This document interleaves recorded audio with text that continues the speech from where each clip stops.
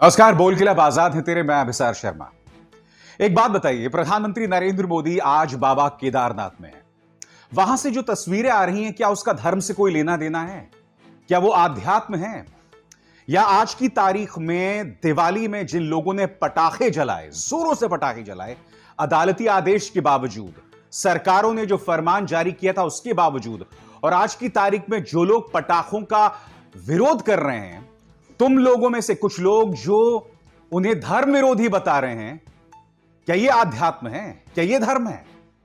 एक एक करके तमाम चीजें। जब सत्ता की ताकत के सामने सवाल कमजोर पड़ जाए तो आवाज बुलंद करनी पड़ती है। तो सबसे पहले मैं आपको बतलाना चाहूंगा वो जो शायद बाबा केदारनाथ के इतिहास में कभी नहीं हुआ। मैं वीडियो आपको दिखाना चाहूंगा। इस वीडियो में आप देखने वाले हैं कि प्रधानमंत्री नरेंद्र मोदी गर्भगृह के अंदर पूजा कर रहे हैं। ट्विटर पर और सोशल मीडिया पे कई यूजर्स कह रहे हैं कि भाई, भगवान जी की मूर्ति के पीछे कैमरा कैसे रखा जा सकता है? और सबसे बड़ी बात, गर्भगृह के अंदर कैमरा। क्या प्रधानमंत्री नरेंद्र मोदी अपनी फोटो, अपनी तस्वीर दिखाने के इतने शौकीन हैं कि गर्भगृह के अंदर कैमरा आ जाएगा? बाबा केदारनाथ का इस तरह से सम्मान किया जाएगा? पहले आप ये वीडियो देखिए, फिर मैं उसकी चर्चा करता हूं।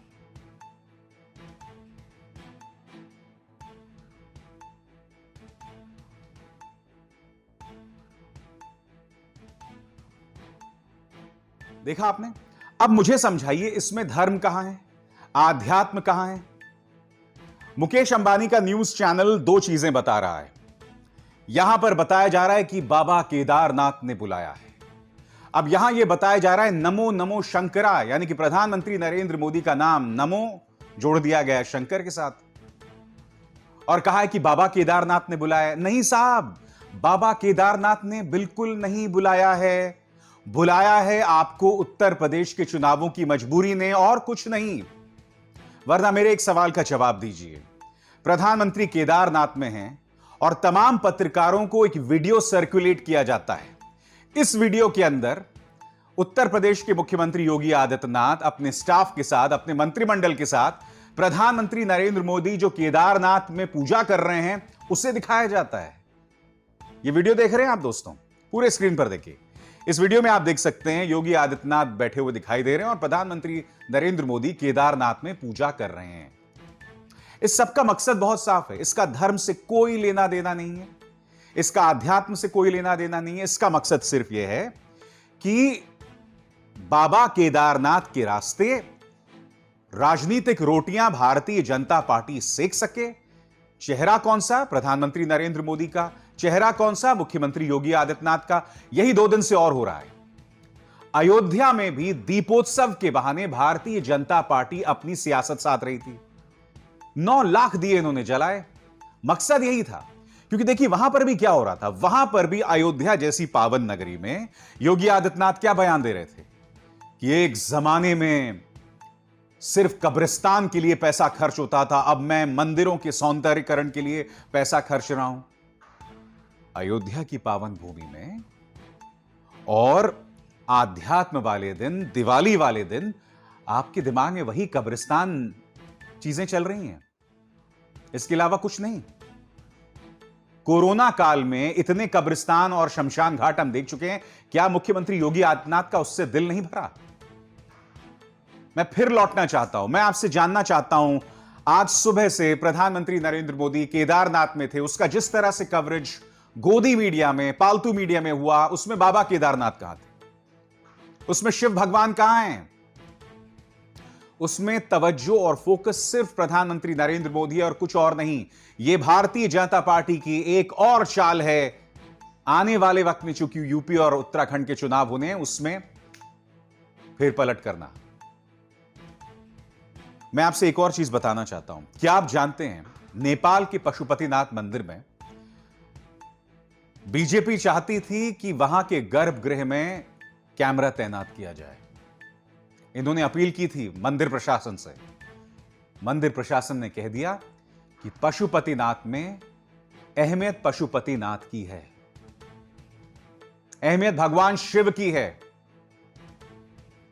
अहमियत प्रधानमंत्री नरेंद्र मोदी की नहीं है। उन्होंने ऐसा करने से मना कर दिया था। और बाबा केदारनाथ में गर्भगृह में इस तरह से कैमरा लगाया गया है। मैं आप लोगों से जानना चाहूंगा, आजाद भारत के इतिहास में ऐसा कब हुआ है जब किसी राजनेता के लिए, बेशक वो देश के प्रधानमंत्री हैं, इस तरह से गर्भगृह में कैमरा लगाया गया? क्या यह बात आपको अटपटी नहीं लगती?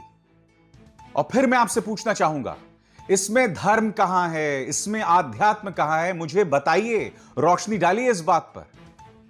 समानांतर तौर पर दोस्तों कुछ और हुआ। कल आप जानते हैं दिवाली थी, पटाखे जलाए गए और उसका नतीजा क्या है दोस्तों? आपके स्क्रीन पर दिल्ली एनसीआर, दिल्ली और आसपास के इलाके यानी दिल्ली, नोएडा, गाजियाबाद में आप तस्वीर देखिए दोस्तों, हर जगह एयर क्वालिटी इंडेक्स जो है ना वो 900 के आसपास है। यानी कि इस वक्त जो हवा है जहरीली है। मैं जब इस वक्त आपसे बात कर रहा हूं, मुझे अपने घर के बाहर अब भी पटाखे फूटते सुनाई दे रहे हैं। 2014 से पहले क्या होता था मैं दोस्तों आपको बताता हूं। 2014 से पहले आप और हम सामान्य अंदाज में बात करते थे कि भाई दिवाली में पटाखे नहीं फोड़े जाने चाहिए, इससे प्रदूषण फैलता था। उस वक्त कभी भी हिंदू धर्म का अपमान नहीं होता था, यह हिंदू धर्म खतरे में नहीं आता था। मगर आजकल मैंने कुछ मां बाप को देखा है, कुछ भक्त मां बाप को, वो अपने बच्चों को कहते हैं नहीं नहीं पटाखे फोड़ो जाके। उनको लगता है कि इससे हिंदू धर्म का सम्मान हो रहा है। एक एक करके तस्वीर देखिए दोस्तों, यह आईटीओ की तस्वीर है, कुछ नहीं दिख रहा है। ये तस्वीरें एक एक करके आ रही हैं आपको दिल्ली और आसपास के इलाकों की। दोस्तों देखिए कितनी हालत खराब है।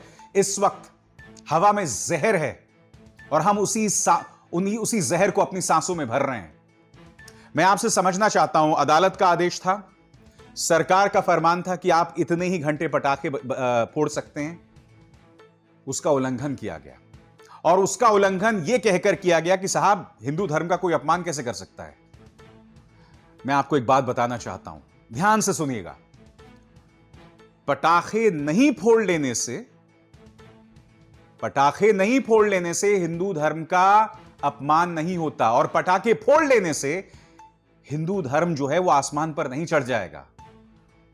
हिंदू धर्म में अगर तुम्हारा विश्वास है तो धर्म की जो मान्यताएं हैं, सर्वधर्म समभाव, वसुदैव कुटुंबकम, जो बातें हमारे शास्त्रों ने कही हैं उस पर अमल कीजिए, आडंबर मत कीजिए।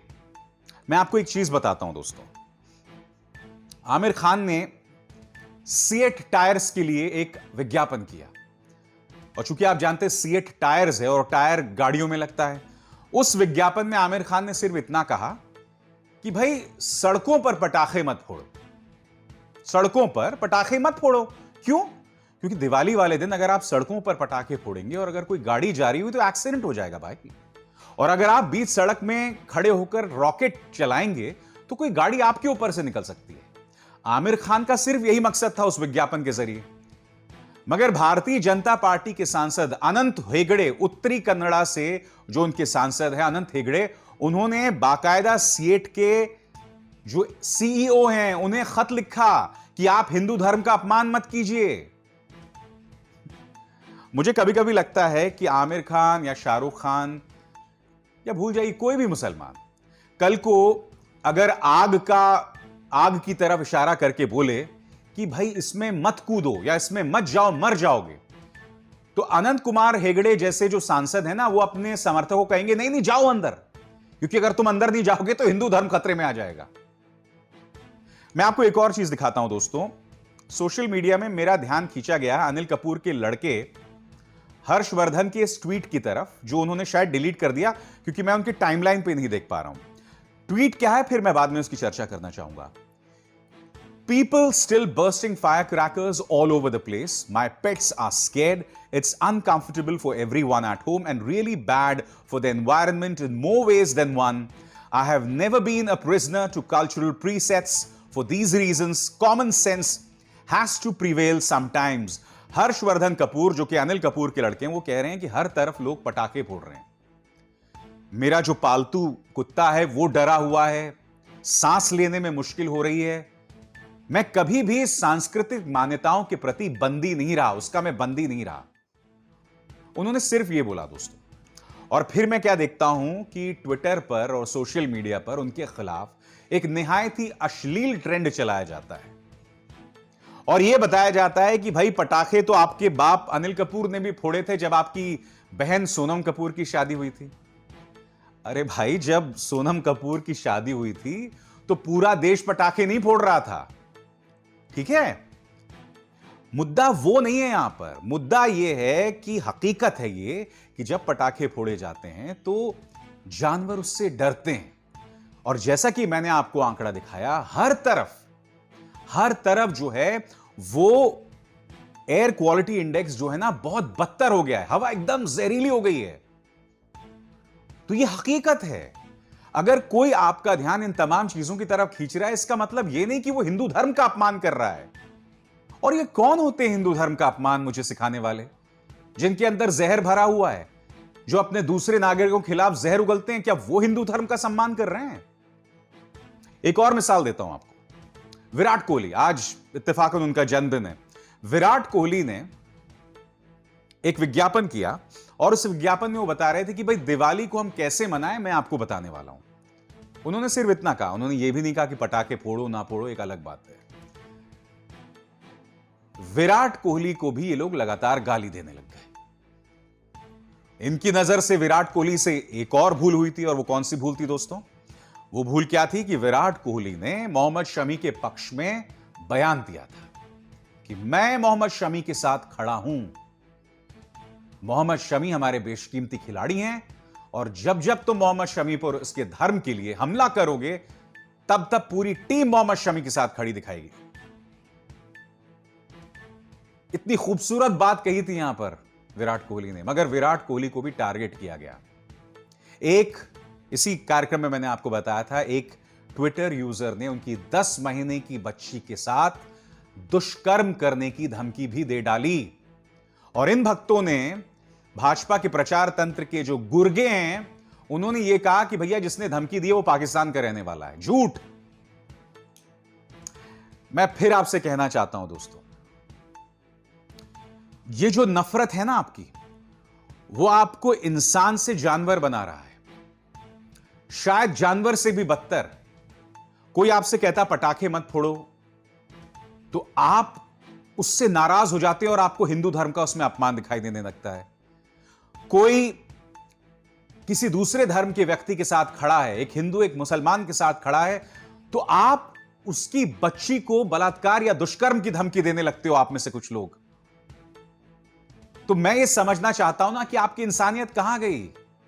आप समझ रहे हैं कि आप खुद को और आपके जरिए आप धर्म को किस तरह से बदनाम कर रहे हैं? इस सब का क्या संदेश जाता है दुनिया भर में? मैं आपसे पूछना चाहता हूं, जब तक हम आडंबर में फंसे रहेंगे, धर्म का कभी सम्मान नहीं होगा। हिंदू धर्म का तो कतई सम्मान नहीं होने वाला है। प्रधानमंत्री नरेंद्र मोदी बाबा केदारनाथ जाते हैं तो सिर्फ अपनी निजी सियासत के लिए, क्योंकि इस पूरी कवरेज में आपने सिर्फ प्रधानमंत्री का चेहरा देखा और कुछ नहीं। बाबा केदारनाथ तो गुम हो गए भाई। रेड कारपेट वेलकम, ये देखिए, रेड कारपेट वेलकम दिया गया। अरे क्या बाबा केदारनाथ से बड़ा ओहदा है प्रधानमंत्री नरेंद्र मोदी का कि आप उन्हें रेड कारपेट वेलकम देंगे? ये तमाम मुद्दे हैं जिस पर आपका ध्यान जाना होगा। उसी तरह से अगर मैं ये कह रहा हूं कि पटाखे कम जलाएं या पटाखे ना जलाएं तो और भी बेहतर, तो इससे धर्म का अपमान नहीं हो रहा है। मगर हां, मैं एक बात और कहना चाहता हूं कि दोहरे मापदंड भी नहीं होने चाहिए। प्रदूषण को लेकर हमें एक समग्र, एक कॉम्प्रिहेंसिव रणनीति बनानी होगी। सिर्फ दिवाली वाले दिन अगर हम ये बात कहें कि नहीं पटाखे मत जलाओ, बाकी दिन हम प्रदूषण फैलाते रहें, हम ऐसे उद्योग खड़े करते रहें जो हर तरफ प्रदूषण फैलाएं, हम ऐसी गाड़ियां चलाएं जो कि पॉल्यूशन को बढ़ावा दे रहे हैं, यह बात भी नहीं बनेगी। आपको दोनों तरफ से बात करनी पड़ेगी। अगर आप पटाखों का विरोध कर रहे हैं तो उसी तरह से एक समग्र, एक कॉम्प्रिहेंसिव पॉल्यूशन पॉलिसी भी बनाएं। यह बहुत जरूरी है दोस्तों। तभी सही मायने में हम प्रदूषण का मुकाबला कर पाएंगे और उसके अलावा नहीं। खैर, बोल के लब आजाद है, तेरे में बस इतना ही। हम इसी तरह से आपसे जुड़े मुद्दे लगातार उठाते रहेंगे न्यूज क्लिक पर। अभिसार शर्मा को दीजिए इजाजत। नमस्कार।